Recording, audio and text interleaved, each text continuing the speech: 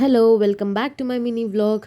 ನಾವಿವತ್ತು ನಮ್ಮ ಫ್ಯಾಕ್ಟ್ರಿ ಹತ್ರ ತಾಯಿ ಆನೆಕೇರಮ್ಮನ ಕರೆಸ್ತಾ ಇದ್ವಿ. ಸೊ ಹಾಗಾಗಿ ನಾನು ಸುಚಿಯವ್ರು ಎಲ್ಲ ಹೋಗಿ ತಯಾರಿ ಮಾಡ್ಕೋತಾ ಇದ್ವಿ.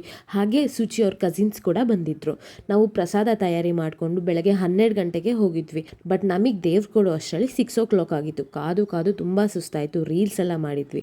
ಅಷ್ಟರಲ್ಲಿ ತಾಯಿ ಆನೆಕೇರಮ್ಮ ಬಂದರು. ನನಗಂತೂ ತುಂಬಾ ಭಯ ಆಯಿತು. ಯಾಕೆ ಅಂತೀರಾ? ಸೋಮಾನ್ ನೋಡಿ ಯಾರ್ಯಾರಿಗೆ ಭಯ ಆಗುತ್ತೆ? ಸೊ ಕಮೆಂಟ್ ಮಾಡಿ. ತಾಯಿ ಆನೆಕೇರಮ್ಮಂಗೆ ಆರತಿ ಮಾಡಿ ಒತ್ಕೊಂಡಿರೋರಿಗೆಲ್ಲ ಕಾಲಿಗೆ ನೀರು ಹಾಕಿ ಒಳಗಡೆ ಕರ್ಕೊಂಡ್ವಿ.